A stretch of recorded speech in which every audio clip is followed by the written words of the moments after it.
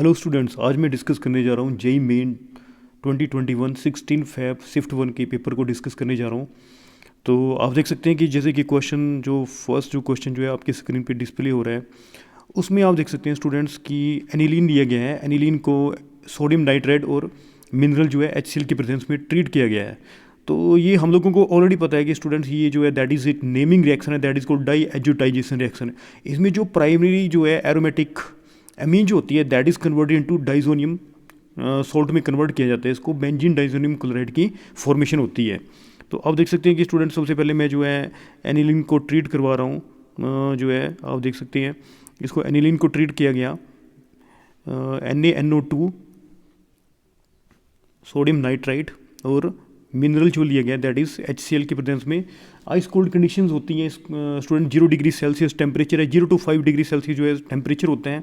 तो इसमें जो एनिलीन जो है that is converted into benzene diazonium chloride. किसमें कन्वर्ट हो जाती है? Benzene diazonium chloride. यही पूछा गया स्टूडेंट्स कि पहले पी जो है पी के बारे में पूछा गया है। तो आप देख सकते हैं कि पी जो होगा that is called benzene diazonium chloride होगा। ठीक है, उसके बाद बोला गया है कि जब हम लोग कौन से रिएजेंट के साथ इसको ट्रीट करेंगे। आप देख सकते हैं कि स्क्रीन पे यहाँ पे कि रिएजेंट कौन से रिएजेंट के साथ इसको ट्रीट करेंगे कि हम लोगों को फाइनली क्या मिल जाए? फिनोल मिल जाए। तो स्टूडेंट ये that is a very simple thing कि जब बेंजीन डाइजोनियम क्लोराइड को वार्म किया जाता है वाटर के साथ, या aqua solution of diazonium salt जो है बॉइल्ड किया जाता है। एक्वा सॉल्यूशन जो है डाइजोनियम साल्ट को उसको 283 केल्विन पे बॉईल किया जाता है, तो हम लोगों को क्या मिलता है? फिनोल मिलता है। तो जो रिएजेंट होगा दैट इज कोल्ड क्या होगा? वार्म वाटर होगा। वार्म वाटर लेंगे, H2O हीट कर दिया, दैट इज कोल्ड। तो ये आप देख सकते हैं कि इस रिएजेंट की वजह से ये जो डाइजोनियम सॉल्ट जो है that is converted into phenol. तो इसमें जो है डाइजोनियम ग्रुप जो है that is replaced by phenolic group, OH group के द्वारा जो है रिप्लेस हो जाता है। तो ये आप देख सकते हैं कि इसमें पूछा गया था पी और रिएजेंट के बारे में पूछा गया। तो आप देख सकते हैं कि इसके लिए जो पी होगा that is called benzene diazonium chloride होगा, और जो रिएजेंट होगा वो जो है दैट इज़ कॉल्ड जो रिएजेंट है जो आप देख सकते हैं पी जो है, एक कलर चेंज कर देता हूँ, ठीक है।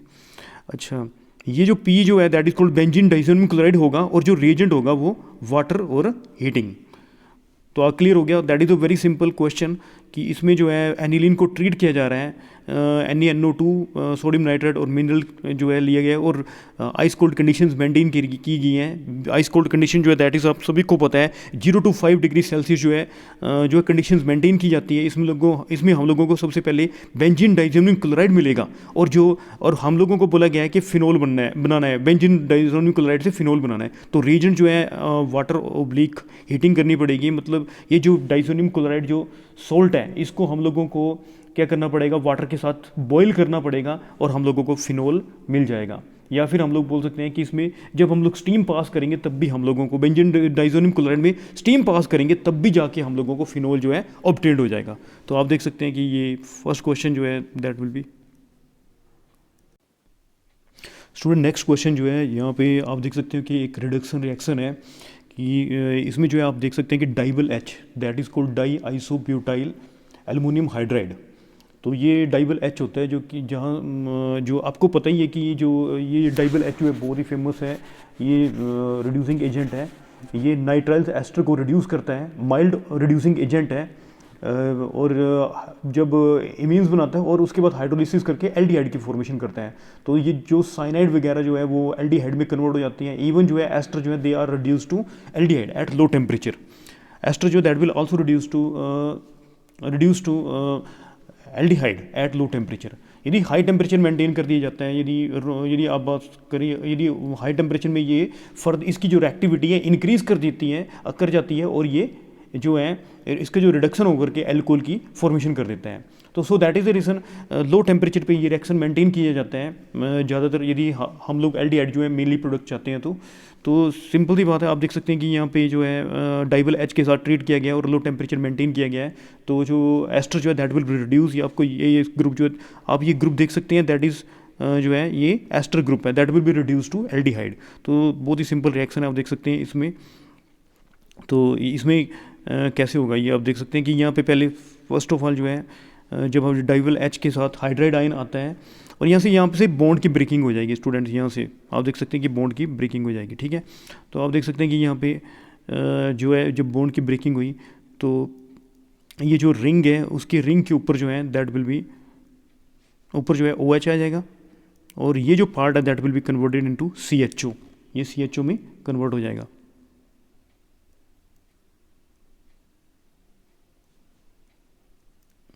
तो डाइबल एच जो है आप लोगों को पता है कि जो है एस्टर्स को वो एस्टर्स हो गए, नाइट्राइल्स हो गए, इनको जो है रिड्यूस करके जो है दैट इज़ कोल्ड एल्डिहाइड की फॉर्मेशन करता है, because it is a mild reducing agent है। और यदि आपने एस्टर को रिड्यूस करना है एल्डिहाइड तक तो आपको लो टेम्परेचर मेंटेन करना पड़ेगा, और यदि लो टेम्परेचर मेंटेन नहीं करते हैं तो ये जो है दैट इज़ रूम टेम्परेचर में डाइबल एच जो है एस्टर्स को रिड्यूस करके एल्कोहल की फॉर्मेशन कर देता है। तो यहाँ तक यदि आप लोग CHO तक चाहते हैं रिएक्शन को तो आपको लो टेम्परेचर जो है मेंटेन करना पड़ेगा, ठीक है। तो आपको देख सकते हैं कि क्वेश्चन में आपको दी हुआ है -78 degree Celsius means low temperature maintain किया गया। तो इसका मतलब क्या है कि जो एस्टर जो होगा वो जो है रिड्यूस होगा, एल्डिहाइड तक जो है रिड्यूस होगा।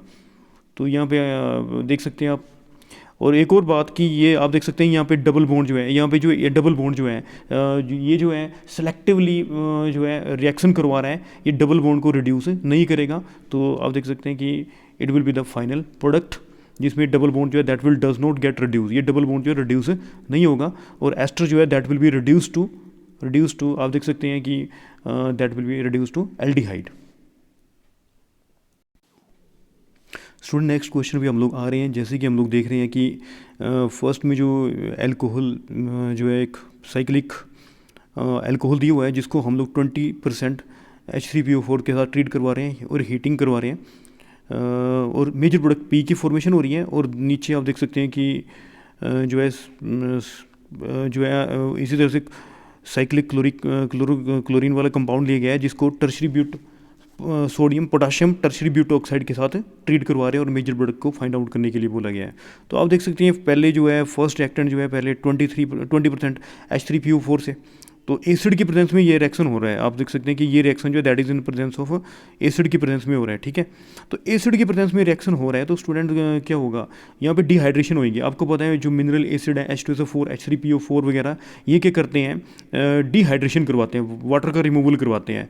और सेकंड में जो है आप लोगों का दैट इज़ कोल्ड, ये जो रिएक्शन है that is cold dehydrohalogenation reaction का एग्जाम्पल है। तो हम लोगों ने देखना है कि यहाँ पे आप देख सकते हैं कि कार्बोकटाइन की दोनों में फॉर्मेशन होगी, और हम लोगों को जो है प्रोडक्ट्स के हमने फाइंड आउट करना है कि किस टाइप से प्रोडक्ट की फॉर्मेशन होगी। तो पहले फर्स्ट ऑफ ऑल मैं फर्स्ट पी को फाइंड आउट करने की कोशिश कर रहा हूँ।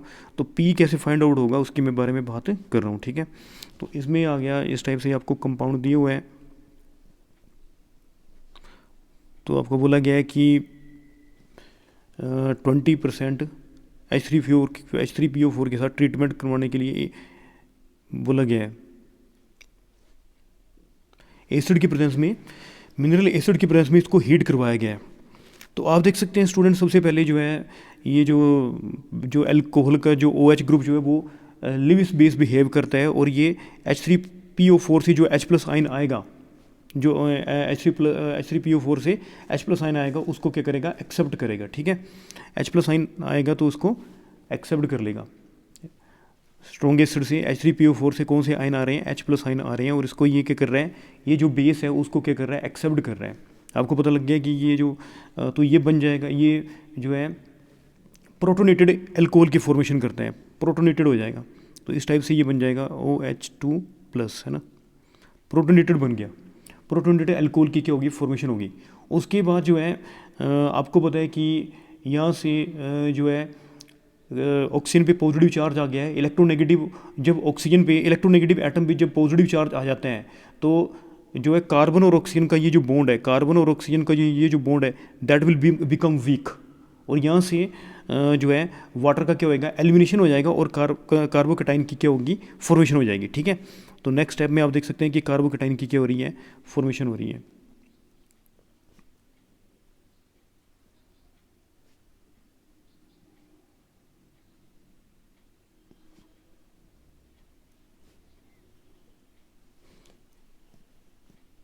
तो यहाँ पे कार्बोकटाइन बन गया है, ये कार्बोकटाइन की फॉर्मेशन हो गई है। तो जब ये कार्बोकेटाइन की फॉर्मेशन हो गई है तो आपको पता है कि ये कौन सा कार्बोकेटाइन है, ये टर्शरी कार्बोकेटाइन है, ऑलरेडी स्टेबल है। तो अब कार्बोकेटाइन की फॉर्मेशन होने के बाद क्या होता है, इसके बाद जो है प्रोटॉन लूज़ हो जाता है और एल्कीन की क्या होती है, फॉर्मेशन होती है। तो प्रोटॉन कहाँ से लूज़ हो, अब ये सवाल पैदा हो रहा है कि यहाँ से प्रोटॉन जो है वो प्रोटॉन कहाँ से लूज़ होना चाहिए। तो अब हम लोग जैसे कि ये जो अल्फ़ा हाइड्रोजन होगा वहाँ से अल्फ़ा हाइड्रोजन जो है वो लॉस करेगा। आपको पता है कि स्टूडेंट एक जो है एक हाइड्रोजन यहाँ पे प्रेजेंट है और एक इसके with respect to positive charge के with respect to this is called alpha and this is called alpha, है ना। तो आप देख सकते हैं कि अब हम लोग देख रहे हैं कि यहाँ से कहाँ से जो है H प्लस आइन की क्या होगी, अल्फ़ा हाइड्रोजन जो है वो कहाँ से लॉस करेगा, कहाँ से H प्लस आइन की क्या होगी, H प्लस आइन का एलिमिनेशन होगा, ठीक है। अब हम लोगों को ये डिसाइड करना है कि कहाँ से H प्लस आइन जो है वो लॉस हो रहा है।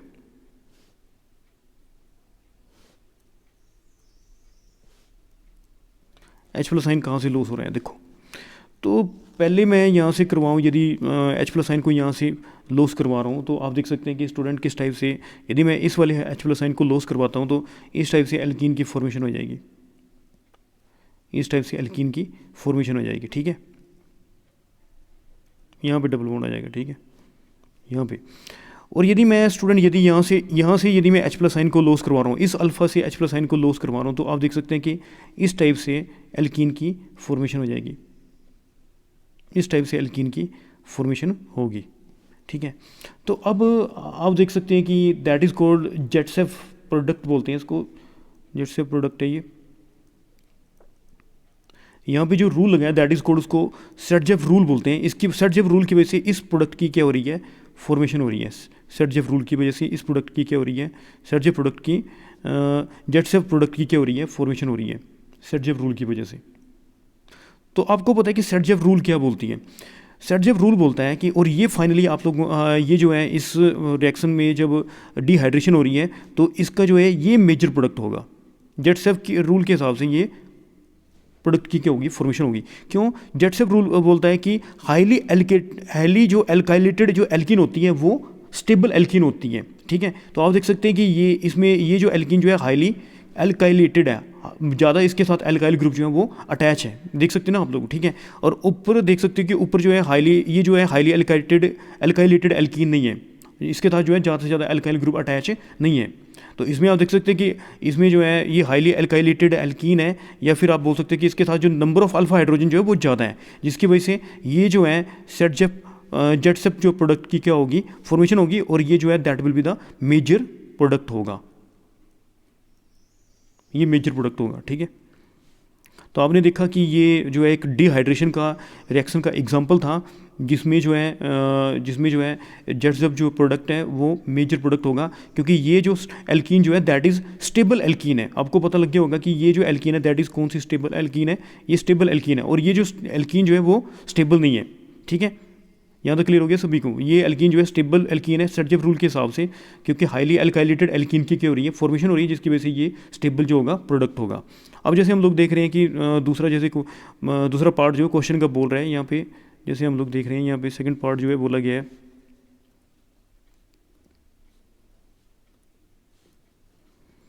अब जैसे यहाँ पे बोला गया है कि इस रिएक्टेंट को किससे ट्रीट करवाया गया है,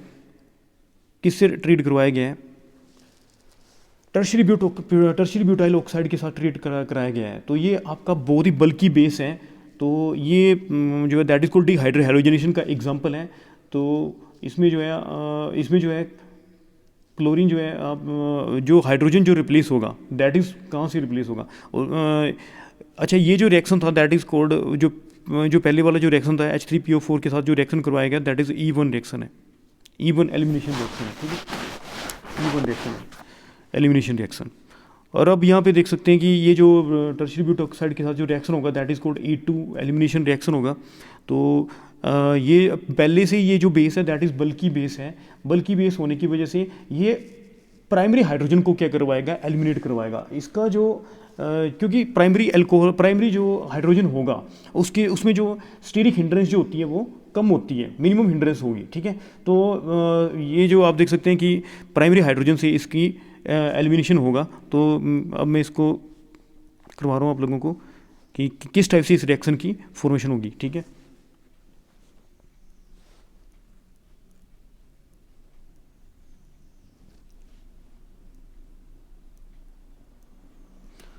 टर्शियरी ब्यूट ऑक्साइड,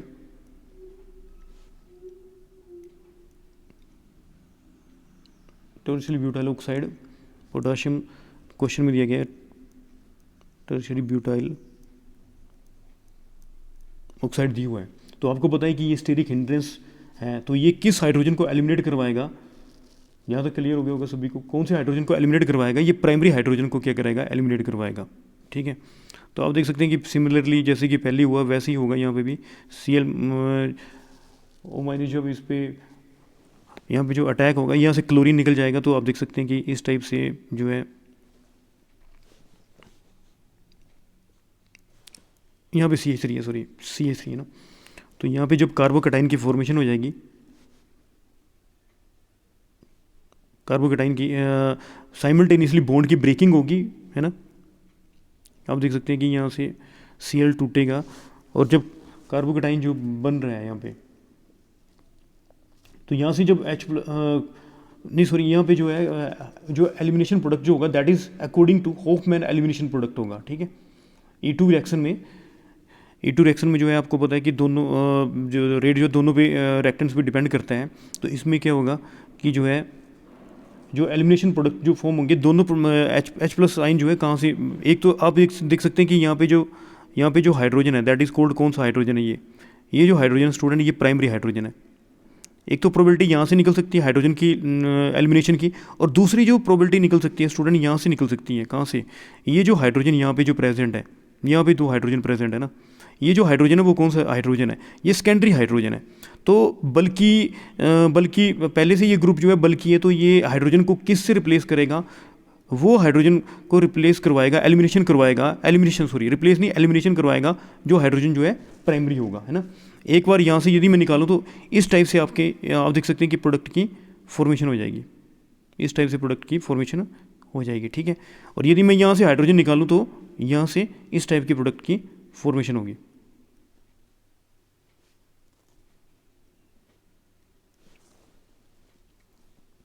और आपको पता है कि यहाँ पे जो है ये जो प्रोडक्ट जो है दैट इज़ फॉर्म्ड किसकी वजह से फॉर्म हो रहा है, होफमैन एलिमिनेशन रिएक्शन की वजह से ये प्रोडक्ट जो है वो फॉर्म हो रहा है।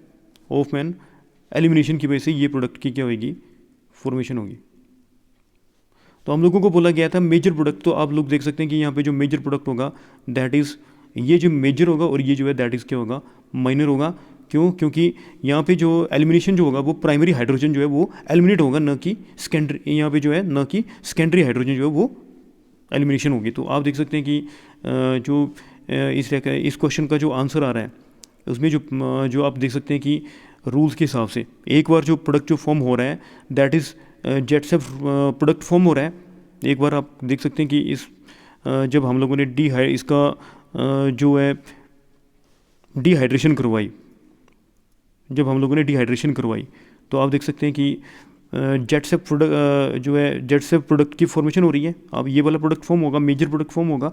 और दूसरी बार जब हम लोगों ने tertiary butoxide potassium tertiary butoxide के साथ जब रिएक्शन करवाया तो हम लोगों का होफमैन प्रोडक्ट की क्या होगी, फॉर्मेशन होगी। तो आप देख सकते हैं कि क्योंकि आपको बता दिए कि ये जो है बल्कि ग्रुप है और हाइड्रोजन को एलिमिनेट कराएगा, कहाँ से हाइड्रोजन का जो एलिमिनेशन होगा वो कहाँ से होगा, प्राइमरी कार्बन से हाइड्रोजन का जो एलिमिनेशन होगा वो ईजिली होगा। ठीक है, तो होफमैन एक बार देख रहे हो आपकी जो है जेटसेफ प्रोडक्ट की फॉर्मेशन हो रही है और दूसरी बार जो है होफमैन एलिमिनेशन प्रोडक्ट की फॉर्मेशन हो रही है। तो आप देख सकते हैं कि ये इनके दोनों जो है प्रोडक्ट जो है फॉर्म होंगे। तो आप देख सकते हैं स्टूडेंट पी, ये जो है पी यहाँ पे जो प्रोडक्ट बोला गया है पी जो है ये जो पी जो प्रोडक्ट होगा ये वाला प्रोडक्ट होगा, जेटसेफ प्रोडक्ट होगा। और जो क्यू होगा दैट इज़ कोल्ड कौन सा होगा, होफमैन प्रोडक्ट होगा। ये जो है दोनों मेजर प्रोडक्ट होंगे, ये पी होगा और ये क्या होगा, फाइनली क्यू होगा। स्टूडेंट मैं दोबारा बता देता हूँ कि यहाँ पे जो स्टेप है E2 को समझा देता हूँ। E2 रिएक्शन के बारे में आप लोगों को बता देता हूँ कि E2 रिएक्शन में क्या होता है कि ये जो टर्शियरी ब्यूट ऑक्साइड है, ये टर्शियरी जो ब्यूट ऑक्साइड आ रहा है, ये जो बल्कि जो है न्यूक्लियोफाइल यहाँ पे एक्ट नहीं कर रहा है, ये बेस एक्ट करेगा और ये हाइड्रोजन को अपसाइड कराएगा। ये जैसे सपोज करो ये वाले हाइड्रोजन को इसने क्या करवा लिया, अपसाइड करवा लिया। ठीक है, ये वाले हाइड्रोजन को क्या कर रहा है, ये अपसाइड करा ले ये। जब ये इस हाइड्रोजन को क्या करवाएगा, अपसाइड कराएगा, तो ये वाला बॉन्ड यहाँ पे शिफ्ट हो जाएगा, ये वाला बॉन्ड यहाँ पे शिफ्ट हो जाएगा और क्लोरीन निकल जाएगा। तो मतलब ये E2 इसलिए बोला गया स्टूडेंट्स कि इसमें क्या हो रहा है, हाइड्रोजन और क्लोरीन जो है वो साइमल्टेनियसली क्या हो रहे हैं, यहाँ से एलिमिनेट हो रहे हैं, इसलिए इस रिएक्शन को क्या बोला गया है, एलिमिनेशन रिएक्शन बोला गया है। तो साइमल्टेनियसली क्लोरीन और हाइड्रोजन जा रहा है और ये जो हाइड्रोजन के का ये जो बॉन्ड है यहाँ पे शिफ्ट हो रहा है, ये हाइड्रोजन का बॉन्ड, ये वाला जो हाइड्रोजन का आप देख सकते हैं कि ये जो बॉन्ड है, ये वाला जो बॉन्ड है ये यहाँ पे क्या हो रहा है, शिफ्ट हो रहा है, ये वाला बॉन्ड यहाँ पे शिफ्ट हो रहा है, जिसकी वजह से एल्कीन की क्या हो रही है, फॉर्मेशन हो रही है। और साथ में आप देख सकते हैं कि आप प्रोडक्ट बन जाएगा फाइनली टर्शियरी ब्यूटाइल अल्कोहल बन जाएगा, ठीक है।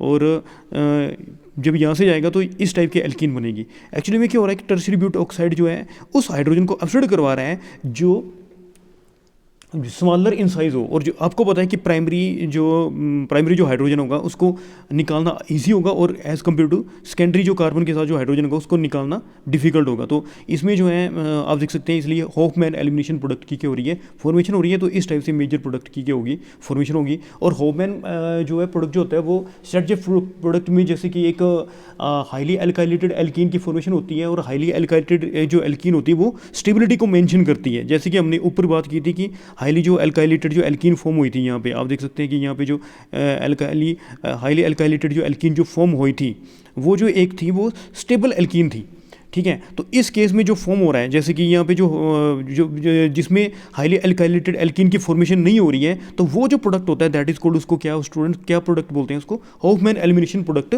बोलते हैं उसको, ठीक है। और यहाँ पे जो है हॉफमैन एलिमिनेशन प्रोडक्ट की क्या हो रही है, फॉर्मेशन हो रही है, वो तो क्यों जो है यहाँ पे राइट आंसर होगा। स्टूडेंट नेक्स्ट क्वेश्चन जो है आप देख सकते हैं कि असर्शन और रीजंस पे दिया गया है, enol form of acetone is less stable and available only 0.15%। तो इसका मतलब क्या है कि ये क्वेश्चन कहाँ से लिया गया है, ये क्वेश्चन जो लिया गया है वो दैट इज़ फ्रॉम ट्यूटोमेरिज्म से लिया गया है। और ये जो ट्यूटोमेरिज्म होता है 1,3 माइग्रेशन से फॉर्म होता है, 1,3 माइग्रेशन।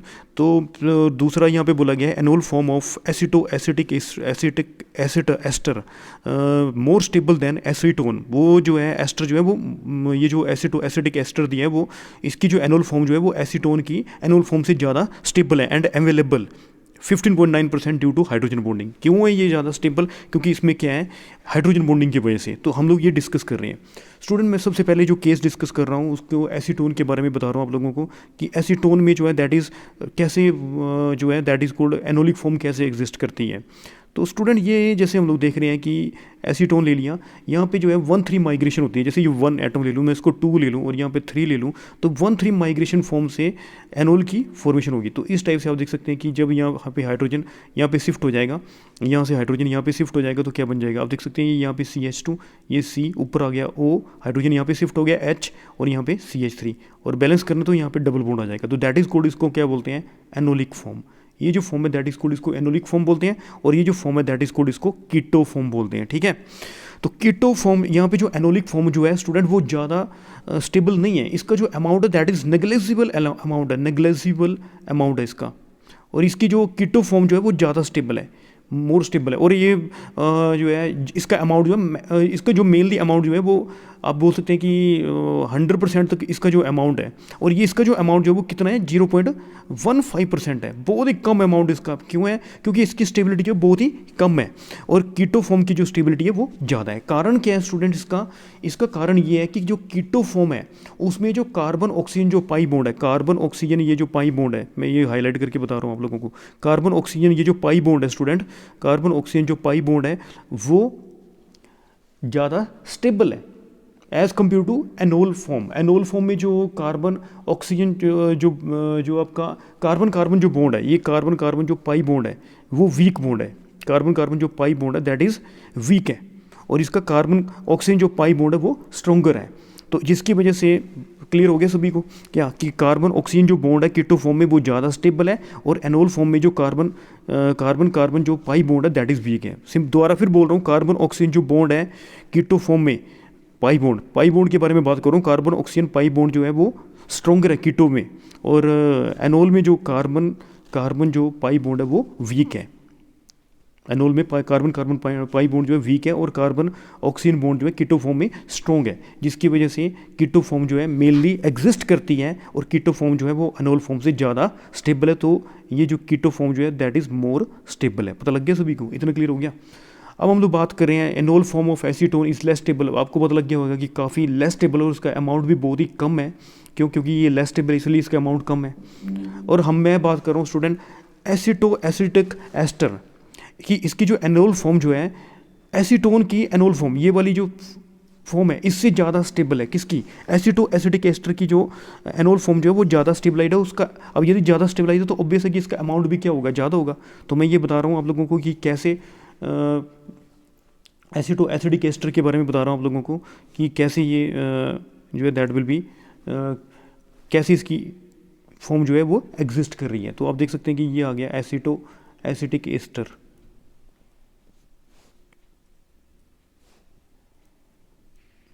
इसकी एनोल फॉर्म कैसे बनेगी? देखो ये आ गई इसकी कीटो फॉर्म। एस्टर है ये स्टूडेंट, ये एक एस्टर आ गया, ठीक है।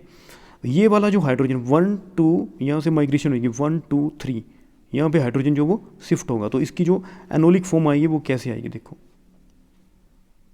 इसकी एनोलिक फॉर्म कैसे आएगी देख लो।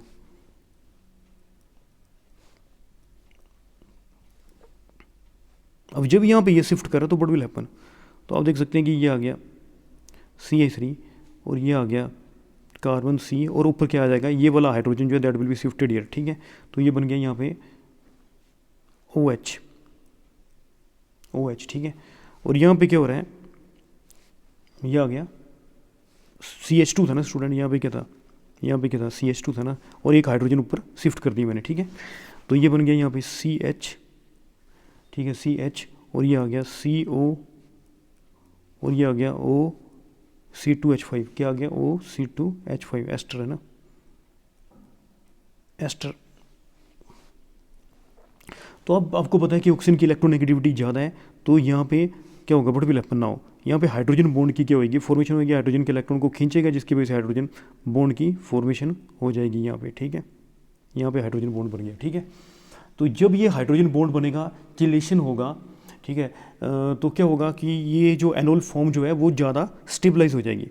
कौन सी हाइड्रोजन बॉन्डिंग है? That is called intramolecular hydrogen bond की क्या हो रही है? With in the same molecule intramolecular hydrogen bond की क्या हो रही है? फॉर्मेशन हो रही है। ये जो इंट्रामोलिकुलर हाइड्रोजन बॉन्ड जो है इस एनोलिक फॉर्म को स्टेबलाइज कर देगी, तो जिसकी वजह से इसका अमाउंट जो बढ़ जाएगा। और कितना अमाउंट बताया गया है यहाँ पे आप देख सकते हैं कि इसका अमाउंट बताया हुआ है 15.9%।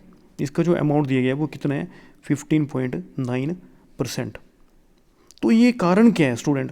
तो सिंपल सी बात है कि आप देख सकते हैं कि जैसे क्वेश्चन में बोला गया कि enol form of acetic ester जो है more stable than acetone. Acetone का जो कीटो फॉर्म है, आप देख सकते हैं कि ये एसीटोन की कीटो फॉर्म ये आ रही है, सॉरी एनोलिक फॉर्म ये आ रही है। एनोलिक फॉर्म जो है किसकी? एसीटोन की एनोलिक फॉर्म ये आ रही है। और आप देख सकते हैं यहाँ पे ये एसिटिक एस्टर की ये एनोलिक फॉर्म आ रही है। आप देख सकते हैं कि ये इसकी एनोलिक फॉर्म आ रही है, ठीक है। पर due to intramolecular hydrogen bond की वजह से ये ज़्यादा स्टेबलाइज है। इसमें कोई भी आप देख सकते हैं कोई भी इंट्रामोलिकुलर हाइड्रोजन बॉन्डिंग वगैरह नहीं हो रही है। तो जिसकी वजह से जो एनोल का जो अमाउंट है, किसका? एनोल का अमाउंट, एसिटिक एस्टर का जो एनोलिक अमाउंट जो होगा वो ज़्यादा स्टेबल है और इसलिए उसका अमाउंट जो है वो ज़्यादा होगा ड्यू टू हाइड्रोजन बॉन्डिंग। तो आप देख सकते हैं कि दोनों जो हैं असर्शन भी ठीक है और रीज़न भी जो है दोनों ठीक है। तो दोनों असर्शन और रीज़न दोनों जो है स्टेटमेंट जो है वो सही स्टेटमेंट है। स्टूडेंट नेक्स्ट क्वेश्चन डिस्कस करने जा रहे हैं, विच of the following will not show Hoffmann bromide degradation, कि कौन सा रिएक्शन जो है वो हॉफमैन ब्रोमाइड डिग्रेडेशन शो नहीं करेगा, ठीक है। तो पहली तो बात मैं आपको बताऊं कि हॉफमैन ब्रोमाइड डिग्रेडेशन रिएक्शन वही शो करेगा जो एमाइड की फॉर्मेशन करता है। अब जैसे यहाँ पे तो ऑलरेडी आप देख सकते हैं कि थर्ड ऑप्शन में एमाइड दिए हुए है ना, ये CONH2 ग्रुप यहाँ पे प्रेजेंट है। आप देख सकते हैं कि यहाँ पे CONH2 ग्रुप जो है प्रेजेंट है। तो एमाइड की पहले से यहाँ पे एमाइड दिए हुए है, ठीक है। तो इसका जब हॉफमैन ब्रोमाइड डिग्रेडेशन होगा तो व्हाट विल हैपन नाउ? तो यहाँ से क्या होगा? यहाँ से हॉफमैन ब्रोमाइड डिग्रेडेशन किसकी प्रेजेंस में होता है? Br2 और NaOH की प्रेजेंस में, ठीक है। तो यहाँ से CO बाहर निकल जाएगा और एनिलीन की क्या होगी? फॉर्मेशन हो जाएगी। ये इसका फाइनल प्रोडक्ट बन जाएगा, एनिलीन बन जाएगा, ठीक है। तो ये तो चलो देगा, थर्ड ऑप्शन तो डेफिनेटली देगा, ठीक है, क्योंकि एमाइड तो पहले से ही प्रेजेंट है, इसलिए ये एमाइड जो है वो आपको बता दिया कि हॉफमैन ब्रोमाइड डिग्रेडेशन में क्या होता है, एमाइड ही एमाइड की प्रेजेंस होती है, एमाइड से एनिलीन की फॉर्मेशन होती है। डिग्रेडेशन इसलिए बोला गया क्योंकि यहाँ पे CO का रिमूवल हो रहा है और कार्बन कम हो रहे हैं, so that is the reason this is called degradation reaction. अब मैं जैसे और बात करूँ, जैसे फर्स्ट चॉइस में लेके चलूँ तो व्हाट विल हैपन नाउ। आप देख सकते हैं कि स्टूडेंट ये जो है दैट इज़ कॉल्ड जो है ये जो है आइडोफॉर्म, ये जो है आइडोफॉर्म टेस्ट है एक टाइप से, है ना। आइडोफॉर्म टेस्ट दिए गए हैं, इसमें जो है दैट इज़ कॉल्ड एसिटोफिनोन है।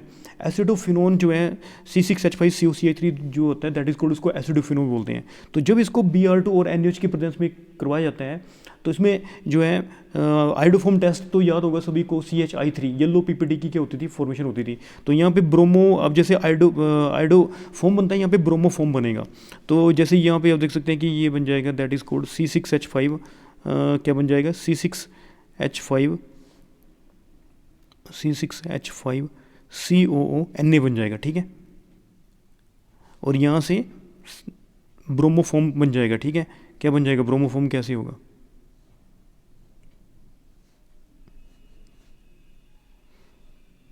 यहाँ पे आ गया ब्रोमोफॉर्म CHBr3, ये बन गया ब्रोमोफॉर्म,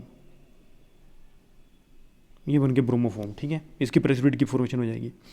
और इसके बाद अमोनिया जो है स्टूडेंट, यहाँ से कुछ भी ऐसा मतलब दिख नहीं रहा कि यहाँ से कि NH3 के साथ ट्रीट करके एमाइड की फॉर्मेशन करें, तो इस टाइप से जो है एमाइड तक पहुँच नहीं सकता ये वाला reaction. So that is the reason जो है ये जो फर्स्ट ऑप्शन जो है that will does not show Hoffmann bromide degradation, ठीक है। और नेक्स्ट हम लोग देख रहे हैं कि सेकंड में जैसे हम लोग देख सकते हैं बेंजीन के ऊपर COCl ग्रुप है, तो व्हाट विल हैपन नाउ, यहाँ पे SN2 रिएक्शन होता है। आप देख सकते हैं कि मैं इसको थोड़ा सा ऐसे करके बता देता हूँ आप लोगों को कि COCl ठीक है। ऑक्सीजन की इलेक्ट्रोनेगेटिविटी ज़्यादा है, कार्बन जो है पॉजिटिव चार्ज आएगा, ठीक है। ये यहाँ पे कार्बन पे पॉजिटिव चार्ज आ जाएगा और ऑक्सीजन पे नेगेटिव चार्ज आ जाएगा जब इलेक्ट्रॉन शिफ्ट होंगे यहाँ पे ऑक्सीजन की इलेक्ट्रोनेगेटिविटी ज़्यादा होने की वजह से। और ये जो NH3 है ये यहाँ पे आएगा, ठीक है, यहाँ पे अटैक करेगा, तो व्हाट विल हैपन नाउ। और यहाँ पे बॉन्ड की क्या हो रही है, फॉर्मेशन हो रही है, तो SN2 मैकेनिज्म है ये रिएक्शन। तो आप देख सकते हैं कि यहाँ पे बन जाएगा फाइनली, यहाँ पे क्या बन जाएगा, एमाइड की फॉर्मेशन हो जाएगी CONH2। तो ये एमाइड की फॉर्मेशन हो गई है। तो फाइनली जब ये Br2 और NaOH के साथ जब रिएक्ट करेगा तो हॉफमैन ब्रोमाइड प्रोडक्ट जो फॉर्म होगा दैट इज़ एनिलीन की फॉर्मेशन हो जाएगी, ठीक है। तो ये आप देख सकते हैं कि सेकंड जो है that is Hoffmann bromide degradation के प्रोडक्ट को फॉर्म कर रहा है, ठीक है। और फोर्थ में हम लोग देखें स्टूडेंट्स कि ये आपका साइनाइड नाइट्राइल्स कंपाउंड लिए गए हैं। नाइट्राइल्स कंपाउंड का जब पार्शियल हाइड्रोलिसिस होता है विद NaOH, ठीक है, तब भी जाके स्टूडेंट्स एमाइड की फॉर्मेशन होती है। और जब एमाइड जो है रिएक्ट करेगा किसके साथ, ब्रोमीन और NaOH के साथ, जब ये रिएक्ट करेगा तो फाइनली आपको पता ही है कि क्या बन जाएगा, ये बन जाएगा एनिलीन की फॉर्मेशन हो जाएगी। तो आप देख सकते हैं कि student this is called degradation reaction क्योंकि CO का रिमूवल हो रहा है, ठीक है। तो आप देख सकते हैं कि हम लोगों को बोला गया था क्वेश्चन में कि कौन सा जो है हॉफमैन ब्रोमाइड डिग्रेडेशन की फॉर्मेशन नहीं करेगा, विच of the following will not show Hoffmann bromide degradation. तो आप देख सकते हैं कि फर्स्ट ऑप्शन जो है that will does not show Hoffmann bromide degradation. क्यों, क्योंकि यहाँ पे आइडोफॉर्म रिएक्शन है, यहाँ पे C6H5CONA की फॉर्मेशन हो रही है। और जब ये अमोनिया से कहीं भी नहीं दिखता कि ये एमाइड की क्या करेगा, फॉर्मेशन करेगा। So that is the reason कि फर्स्ट जो है इसका फाइनल आंसर होगा कि फर्स्ट जो ये जो दिखाया गया है रिएक्शन कि एसिडोफिनोन जो है वो जिसमें ब्रोमीन और NaOH के साथ ट्रीट करवाया गया, हीट करवाया गया और अमोनिया लिए गए हैं, है ना। तो इससे जो है आप लोगों का यहाँ पे जो है हॉफमैन प्रोडक्ट जो है हॉफमैन ब्रोमाइड डिग्रेडेशन ये शो नहीं करेगा।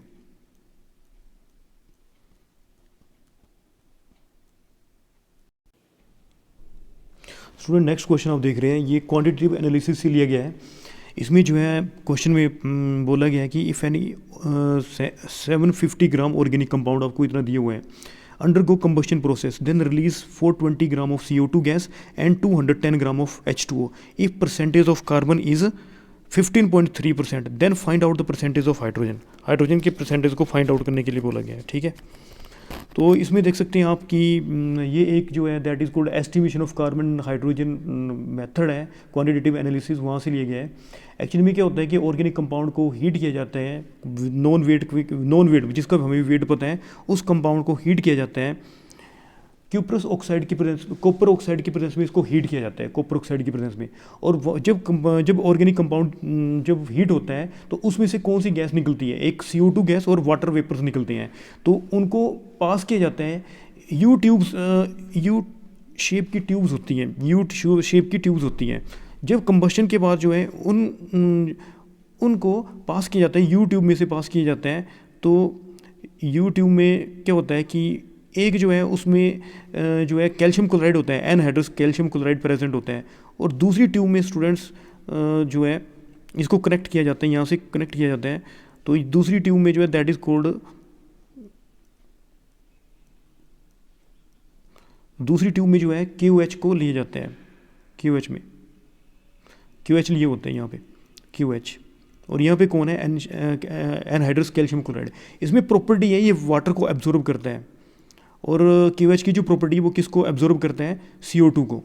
पहले जो है खाली जो ट्यूब्स है उनका वेट किया जाता है, फिर वाटर, इसका वाटर के विद रिस्पेक्ट टू वेट किया जाता है, और इसका CO2 के विद रिस्पेक्ट टू वेट किया जाता है। खाली का नहीं मतलब, पहले जो है सिंपल सी बात है स्टूडेंट्स, पहले जो है किसका वेट किया जाता है, जब सिंपल सी बात है पहले ट्यूब्स का वेट किया जाता है, ट्यूब का वेट किया जाता है जब, अब सिंपल सी बात है, अभी मैंने कंबशन प्रोसेस नहीं किया, सपोज करो मैंने कंबशन प्रोसेस नहीं किया, यू ट्यूब में कौन प्रेजेंट है, कैल्शियम क्लोराइड, इसके साथ वेट ट्यूब का वेट किया जाता है। और ट्यूब का, यू ट्यूब का वेट किया जाता है किसके साथ, पोटाशियम हाइड्रोक्साइड के साथ इसका वेट किया जाता है। दोनों का अलग अलग वेट किया जाता है। और फिर जब हम कंबशन करते हैं तो CO2 गैस, ये CO2 गैस को KOH जो है एब्जॉर्ब कर लेती है। और जो कैल्शियम क्लोराइड जो है इसको कौन एब्जॉर्ब कर लेगा, इसको एब्जॉर्ब कर लेगा वाटर जो है, वाटर को कैल्शियम क्लोराइड जो है वो एनहाइड्रस कैल्शियम क्लोराइड जो है एब्जॉर्ब कर लेता है।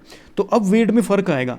अब पहले वाले वेट को, अब जो वेट आएगा वाटर के विद रिस्पेक्ट टू वेट ज़्यादा होगा, और कार्बन डाइऑक्साइड के विद रिस्पेक्ट टू जो आ रहा है वेट वो ज़्यादा होगा पहले से।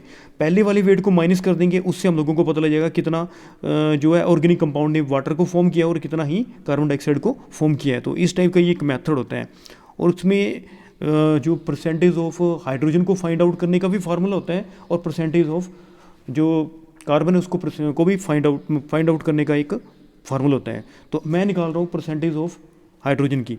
परसेंटेज ऑफ हाइड्रोजन का कैसे निकालते हैं, तो ये आएगा students 2/18 into mass of H2O formed, mass of H2O formed over weight of substance taken, weight of organic compound, weight of organic compound into 100, into 100। अब देख सकते हैं कि यहाँ पे आ गया 2/18। ये वैल्यूज पुट करनी है, इसमें तो डायरेक्ट मेथड है। Mass of H2 form question में दे रखे हैं, H2 फॉर्म कितना दिया हुआ है आप देख सकते हैं कि क्वेश्चन में बोला हुआ है 210। मास ऑफ H2 कितना दिया है, 210 दिए हुए हैं, ठीक है। और मास ऑफ ऑर्गेनिक कंपाउंड कितना दिया है स्टूडेंट्स, ये दिया हुआ है मास ऑफ ऑर्गेनिक कंपाउंड आप लोगों को दिया हुआ है 750 ग्राम दिया हुआ है, ठीक है। तो ये दिया है 750 ग्राम, तो यहाँ पे आ गया 750 ग्राम, 750 इंटू 100। और जब हम इसको सोल्व करते हैं तो ये जो आता है सोल्व करके फाइनल रिजल्ट जो होगा दैट विल बी, इसको सोल्व किया फर्दर तो ये आएगा 3.11। तो ये 3.11 जो है इसका फाइनल आंसर होगा कि परसेंटेज ऑफ जो हाइड्रोजन है ऑर्गेनिक कंपाउंड में, परसेंटेज कितनी होगी हाइड्रोजन के ऑर्गेनिक कंपाउंड में परसेंटेज जो है दैट इज़ कितनी होगी 3.11,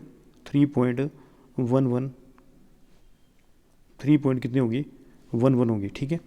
तो ये परसेंटेज को निकालने का मेथड है। यदि आप ऑक्सीजन की, कार्बन की परसेंटेज को निकालना चाहते हो, कार्बन की निकालनी है तो उसके लिए फार्मूला होता है, परसेंटेज ऑफ कार्बन जो है उसके निकालने के लिए ये फार्मूला है। परसेंटेज ऑफ कार्बन के लिए ये होता है 12/44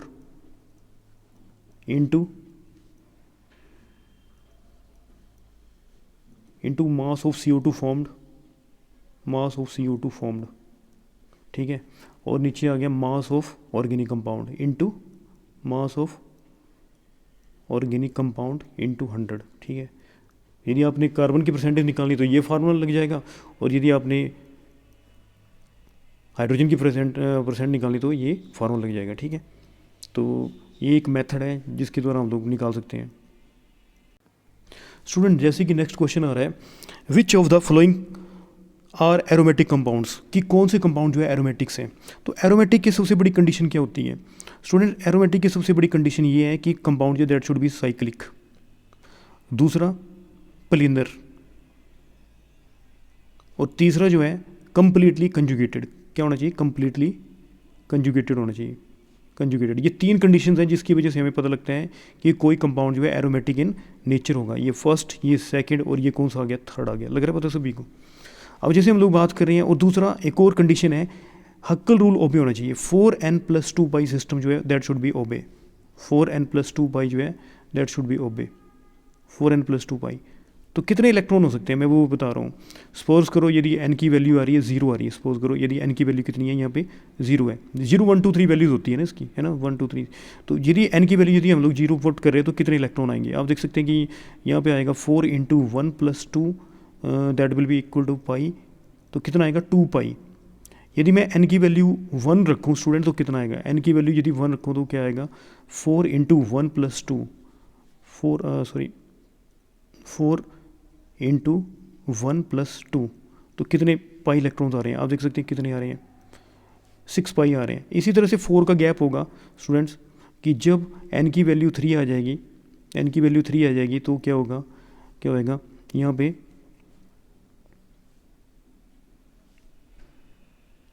0 1 कर दी पुट 2, हाँ, और 3 पुट करेंगे। सॉरी यहाँ पे 2 पुट की, सॉरी कितनी पुट की यहाँ पे? सॉरी यहाँ पे क्या हो रहा है? n की वैल्यू 1 की 0 पुट की, सॉरी यहाँ पे एक मिनट गड़बड़ होगी थोड़ी। 0 की पुट यहाँ पे हम लोगों ने क्या कर दिया? 1 कर दिया, हाँ सॉरी, ये 0 पुट करी तो क्या आएगा? 2 पाई आएगा। और यदि हम लोग 0 पुट कर रहे हैं तो 2 पाई आएगा। यदि 1 पुट करेंगे तो क्या आएगा? वही यार यहाँ पे थोड़ा गड़बड़ हो गया, यहाँ पे आ गया। यदि हम n की वैल्यू 0 पुट करें तो क्या आएगा? क्या आएगा? यहाँ पे आ जाएगा स्टूडेंट, कितने आएगा? 2 पाई इलेक्ट्रॉन होंगे, ठीक है। n की वैल्यू 1 पुट कर रहे हैं तो क्या आएगा? 4 × 1+2 दैट विल बिकम, क्या आएगा? कितने इलेक्ट्रॉन आ जाएंगे? 6 पाई। और यदि मैं सपोज करो यदि मैं कितनी वैल्यू पुट कर रहा हूँ, यहाँ पे जो वैल्यू पुट कर रहा हूँ, n की वैल्यू कितनी कर रहा हूँ? 2 पुट कर रहा हूँ, तो क्या आ जाएगा? n की वैल्यू पुट कर दी तो 4 × 2+2, ठीक है, कितना बन जाएगा? 10 पाई, ठीक है। इसी तरह से तो कितने इलेक्ट्रॉन हो सकते हैं? 2 पाई इलेक्ट्रॉन्स, 6 पाई इलेक्ट्रॉन्स, 10 पाई, इसी तरह से 14 पाई। तो वो इलेक्ट्रॉन यदि किसी साइक्लिक कंपाउंड में 2 पाई इलेक्ट्रॉन है, 6 पाई इलेक्ट्रॉन है, 14 पाई इलेक्ट्रॉन है, ठीक है, तब जाके वो हक्कल रूल को ओबे करेंगे और वो कंपाउंड जो दैट इज़ एरोमेटिक होगा। तो अब जैसे हम लोग देख रहे हैं कि यहाँ पे कैसे है, आप देख सकते हैं कि ये जो कंपाउंड यदि हाँ एंटी एरोमेटिक के बारे में बात करूँ तो 4n पाई सिस्टम को ओबे करता है। 4n पाई सिस्टम, तो वो एंटी एरोमेटिक होते हैं, एंटी एरोमेटिक। यदि मैं n की वैल्यू कितनी कर दूँ? पुट 1 कर दूँ तो यहाँ पे आएगा 4 पाई, 4 पाई, 8 पाई, 12 पाई, 12 पाई, 12 पाई, 16 पाई। तो ये जो ये यदि इतने इलेक्ट्रॉन्स है तो वो कंपाउंड जो दैट इज़ एंटी एरोमेटिक होगा। और यदि कितने इलेक्ट्रॉन है यहाँ पे? 2 पाई, 6 पाई, 10 पाई, 14 पाई है, तो ये जो कंपाउंड होगा वो कौन सा होगा? एरोमेटिक होगा। कौन सा होगा? एरोमेटिक। लग गया पता? तो हम लोग बात कर रहे हैं जैसे कि यहाँ पे ठीक है, एंटी एरोमेटिक में भी ऐसा ही होता है, साइक्लिक होता है, प्लेनर होता है, कंप्लीटली कंजुगेटेड होता है। पर बात यह है कि किसको ओबे करता है? वो किसको ओबे करता है? 4n पाई सिस्टम को क्या करता है? ओबे करता है, ठीक है। और एरोमेटिक में भी क्या है? एरोमेटिक में साइक्लिक है, प्लेनर है, कंप्लीटली कंजुगेटेड है, पर किसको ओबे करता है? हक्कल रूल को। हक्कल रूल क्या बोलता है? 4n+2 पाई सिस्टम को ओबे करता है, ठीक है। तो अब यहाँ पे हम लोग देख सकते हैं कि यहाँ पे देख लो, फर्स्ट चॉइस में देख लो आप लोग कितने इलेक्ट्रॉन है? कितने पाई इलेक्ट्रॉन है? 4 पाई इलेक्ट्रॉन है। यहाँ पे आप देख सकते हैं कि ए में 4 पाई इलेक्ट्रॉन है। So that is the reason cyclic क्या है, प्लेनर है, कंजुगेटेड सिस्टम है, कंप्लीटली कंजुगेटेड सिस्टम है, पर यहाँ पे जो है 4n पाई सिस्टम को ओबे कर रहा है, इसलिए ये कंपाउंड जो दैट इज़ एंटी एरोमेटिक होगा। कौन सा कंपाउंड है ये? Anti aromatic. नेक्स्ट बी में बात करूँ तो क्या आएगा? 2 2 4 2 6। ये स्टूडेंट यहाँ पे लोन पेयर ऑफ इलेक्ट्रॉन है, ठीक है। तो यहाँ पे कितने इलेक्ट्रॉन आ रहे हैं? 6 पाई इलेक्ट्रॉन आ रहे हैं। तो 6 पाई इलेक्ट्रॉन, तो इसका मतलब ये कंपाउंड जो दैट इज़ एरोमेटिक होगा। और सी के बारे में बात करूँ, स्टूडेंट, तो आप देख सकते हैं कि यहाँ पे बेंजीन में 6 पाई इलेक्ट्रॉन है, तो ये भी कंपाउंड जो है एरोमेटिक है। तो आप देख सकते हैं कि फर्स्ट जो है एंटी एरोमेटिक है, ये एरोमेटिक नहीं है। बी जो है एरोमेटिक है, सी एरोमेटिक है। और यदि मैं डी के बारे में बात करूँ तो आप देख सकते हैं कि स्टूडेंट ये कम्प्लीटली कंजुगेटेड नहीं है, ये जो सिस्टम है पूरा कम्प्लीटली कंजुगेटेड नहीं है, ठीक है। यहाँ पे जो कार्बन है दैट इज़ कौन सा है, ये sp3 हाइब्रिडाइज है, लग रहा है पता सभी को। sp, तो ये नॉन प्लेनर होगा। तो ये जो कंपाउंड है दैट इज़ कौन सा है, नॉन एरोमेटिक है। कौन सा ये कंपाउंड है, नॉन एरोमेटिक है, ठीक है, नॉन एरोमेटिक। तो पूछा गया है स्टूडेंट क्वेश्चन में कि which of the following are aromatic compound, कौन कौन से एरोमेटिक कंपाउंड है। तो आप देख सकते हैं, आपने क्लियर हो गया यहाँ पे बी और सी जो है दैट आर, कौन से कंपाउंड है वो एरोमेटिक कंपाउंड है। तो बी और सी जो है दैट इज़ राइट आंसर होगा। स्टूडेंट नेक्स्ट क्वेश्चन डिस्कस कर रहे हैं कि what is Lindlar's catalyst reagent.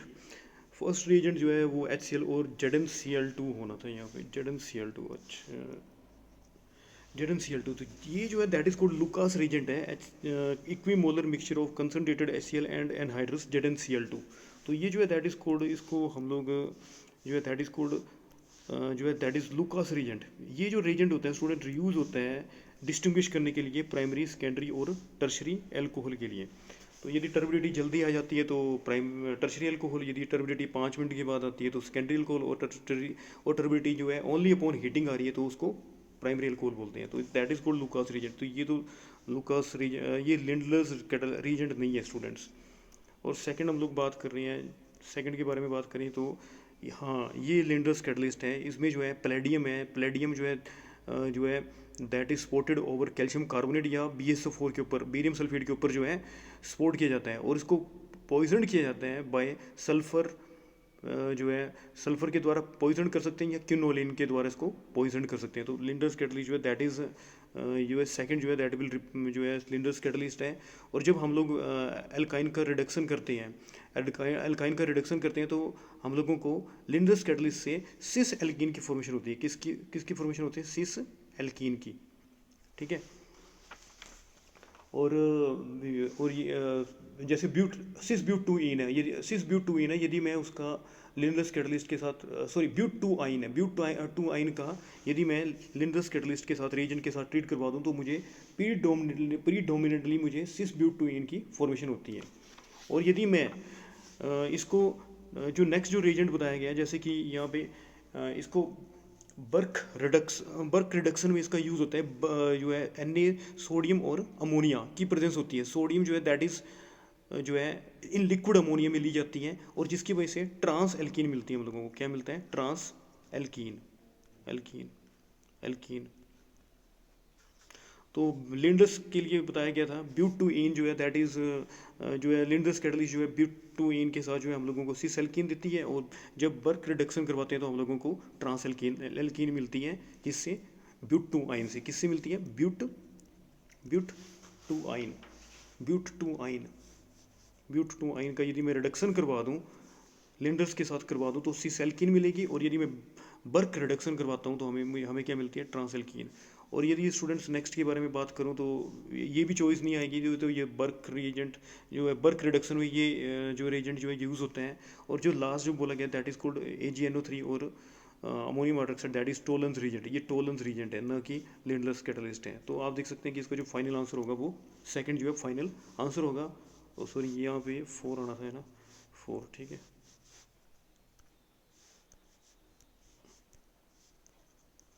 तो इसका जो फाइनल आंसर होगा वो सेकंड जो है इसका फाइनल आंसर होगा, ठीक है।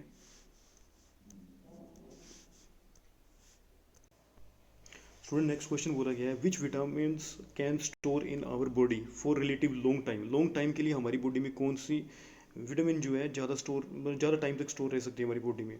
तो विटामिन 2 टाइप की होती है, एक वाटर सोलुबल होती है और दूसरी जो है फैट सोलुबल होती है। वाटर सोलुबल के बारे में बात करूँ तो वाटर सोलुबल जो है विटामिन जो है जनरली कौन कौन सी विटामिन जो है वाटर सोलुबल होती है, विटामिन बी, विटामिन जो है वी होगी, और विटामिन सी। ये जो है वाटर सोलुबल विटामिन है, और ये जो है वाटर सोलुबल है, और हमारे बॉडी में जो है ज़्यादा टाइम तक नहीं रहती है, और यूरिन के थ्रू क्या होती है, एक्सक्रीट हो जाती है। पता लग गया ये सभी को क्या वाटर सोलुबल जो है बी और विटामिन बी और सी जो है दैट इज़ वाटर सोलुबल है, और ये लॉन्ग टाइम तक हमारी बॉडी में नहीं रहती हैं और यूरिन के थ्रू एक्सक्रीट हो जाती है। और फैट सोलुबल के बारे में बात करूँ स्टूडेंट्स, तो फैट सोलुबल में कौन सी होती है, फैट सोलुबल कौन सी होती है, वो विटामिन जो फैट में सोलुबल होती है दैट इज कोल्ड, उसको फैट सोलुबल बोलते हैं, और ये काफ़ी टाइम तक हमारी बॉडी में रिटेन रहती है, ठीक है। तो कौन कौन सी विटामिन फैट सोलुबल कौन कौन सी आती है, A, vitamin A, D, E and K, vitamin A, D and K. तो ये विटामिन जो हैं जो वाटर जो फैट सोलुबल हैं और काफ़ी टाइम तक हमारी बॉडी में रिटेन रहती हैं, काफ़ी टाइम तक स्टोर रहती हैं। और तो आप देख सकते हैं कि स्टूडेंट फोर्थ जो है दैट इज़ कोल्ड, इसका फाइनल आंसर होगा कि vitamin A and vitamin D जो है दैट इज़ फैट सोलुबल है and they will retain for long time in our body. ठीक है। और स्टूडेंट आपकी नॉलेज के लिए बता देता हूँ कि विटामिन एच जो है that is also called biotin, न तो ये वाटर में सोलुबल है और न ही फैट में सोलुबल है। ठीक है। हो सकता है कि ये क्वेश्चन आ जाए अगले पेपर में, ये क्वेश्चन आ सकते हैं। ठीक है।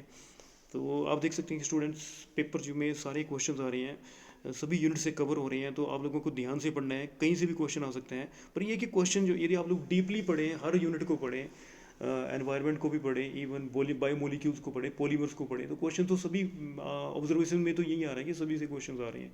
तो आप लोगों को ध्यान से तैयारी करनी है, अगली जो पेपर्स होने वाले हैं उसके लिए आपको थोड़ी सी ध्यान से करनी पड़ेगी तैयारी, हर यूनिट के थ्रू जाना पड़ेगा। आप ये नहीं बोल सकते कि ये पेपर में ये क्वेश्चन जो है, ये टॉपिक जो है इंपॉर्टेंट है और ये टॉपिक इंपॉर्टेंट नहीं है, तो आपको सारा मतलब जो है डिटेल में जाना पड़ेगा। स्टूडेंट जैसे लास्ट क्वेश्चन हम लोग डिस्कस कर रहे हैं, O3 increases pollution during day time in which of the following. तो ये आपको पता है कि ये जो है पोल्यूशन जो है वो डे टाइम हो रहा है, O3 इंक्रीजेज पोल्यूशन, O3 जो है पोल्यूशन को बढ़ा रही है, डे टाइम में बढ़ा रही है। तो ये डेफिनेटली जो है फोटोकेमिकल स्मोग है स्टूडेंट्स। स्मोग जो है फोटोकेमिकल स्मोग है, उसमें जो है जो फोटोकेमिकल स्मोक होती है उसकी जो नेचर होती है और ऑक्सीडाइजिंग नेचर होती है। ठीक है। और ये जनरली जो है समर में फॉर्म होती है आफ्टरनून के टाइम में, जब ब्राइट सनलाइट होती है। ब्राइट सनलाइट होने की वजह से इसमें कौन सा रिएक्शन टेक प्लेस होता है, फोटोकेमिकल रिएक्शन जो है टेक प्लेस होता है। तो ये जो O3 जो है दैट इज़ वो कंपाउंड जो है फोटोकेमिकल जो है स्मोक का कंपाउंड है। तो फोटोकेमिकल स्मोक में कौन कौन से कंपाउंड होते हैं, generally NO2, O3, ozone, pan, aldehyde, ketones, hydrocarbons और CO।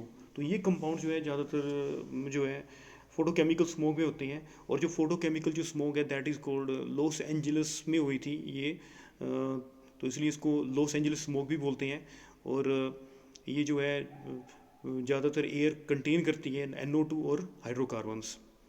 और ये समर में फॉर्म होती है और ये ऑक्सीडाइजिंग करेक्टर को शो करती है, ऑक्सीडाइजिंग नेचर होती है। ठीक है। तो ये फोटोकेमिकल स्मोक के बारे में बात हो रही है, तो डेफिनेटली O3 जो है दैट इज़ ऑक्सीडाइजिंग स्मोक है। ठीक है। तो ये स्मोक के बारे में था। तो आप देख सकते हैं कि फैब में भी जो क्वेश्चन आया हुआ था वो भी आई थिंक इसका ही आया हुआ था। फैब में जो अभी जो JEE मेन का पेपर हुआ उसमें भी ये क्वेश्चन जो था फोटोकेमिकल स्मोक से आया हुआ है।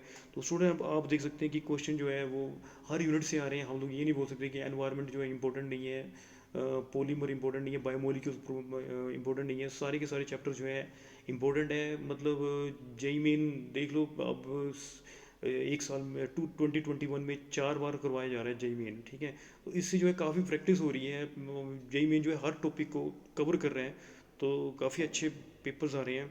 तो आप लोगों ने जो अब नेक्स्ट जो पेपर्स होने हैं उसकी ध्यान से तैयारी करनी है। उसमें जो है आप लोगों ने ये जो सारे चैप्टर्स जो है कवर करनी है। तो चलो इससे इस पेपर से आप लोगों को आइडिया मिल जाएगा कि अगले पेपर जो हैं वो कैसे होने वाले हैं। ठीक है। तो आपके नेक्स्ट जो पेपर्स के लिए आपको best of luck. Thank you for watching.